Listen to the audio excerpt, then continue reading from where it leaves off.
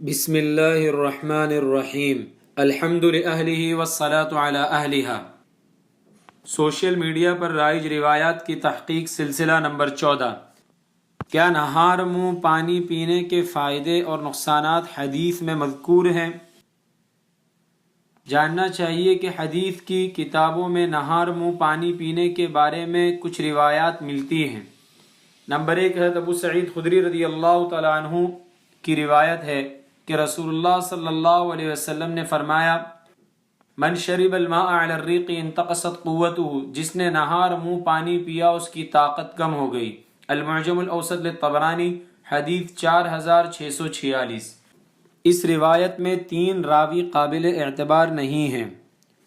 پہلے 2 زید بن اسلم اور اس کا بیٹا عبد الرحمن، ان دونوں کے ناقابل اعتبار ہونے کی طرف امام طبرانی اور امام ہیثمی نے اشارہ کیا ہے۔ ایک تیسرے راوی محمد بن مخلد کے بارے میں ابن عدی نے کہا کہ یہ جس سے بھی روایت کرتا ہے غلط روایت کرتا ہے، اور امام دارقطنی نے کہا کہ اس کی حدیث چھوڑ دینے کے قابل ہے۔ دوسری روایت حضرت ابو ہریرہ رضی اللہ تعالی عنہ سے مروی ہے، اس میں بھی یہی الفاظ ہے، من شرب الماء علی الریق انتقصت قوته، جس نے نہار منہ پانی پیا اس کی طاقت کم ہو گئی۔ المعجم الاوسط للطبرانی حدیث 6557۔ اس روایت کی سند میں عبد الاول المعلم نامی راوی مجہول ہے، اور شیخ حاتم شریف نے تو اس پر حدیث گھڑنے کا الزام بھی لگایا ہے۔ اس روایت کو عقیلی نے منکر قرار دیا ہے۔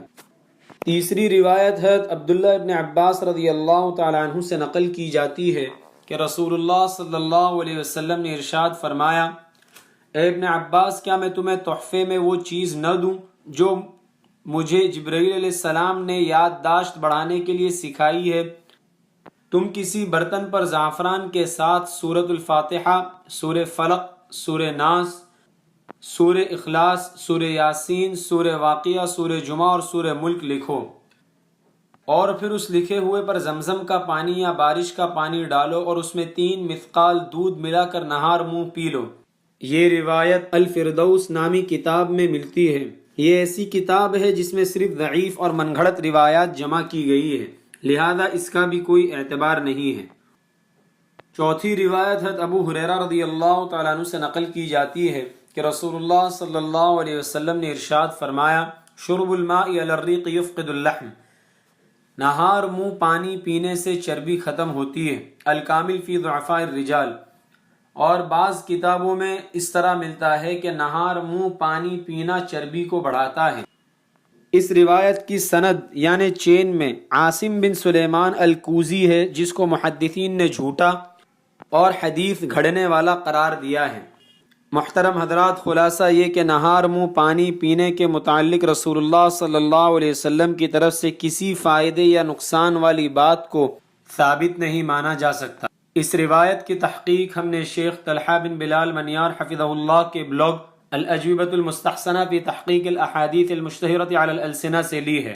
لیکن یاد رہے، اگر کوئی طبی وجوہات کی بنا پر یا میڈیکل ریزنز کی وجہ سے نہار منہ پانی پینا چاہے تو پی سکتا ہے، اس میں کوئی حرج نہیں ہے، لیکن اس کے فائدے اور نقصانات کو حدیث سے ثابت نہ مانیں۔ خود بھی من گڑت روایات سے بچے اور اس وائس کلپ کو زیادہ سے زیادہ شیئر کر کے دوسروں کو بھی اس وعید میں داخل ہونے سے بچائیں جس میں رسول اللہ صلی اللہ علیہ وسلم نے ارشاد فرمایا، جس نے مجھ پر عمدن جھوٹ بولا وہ اپنا ٹھکانہ جہنم میں بنا لے۔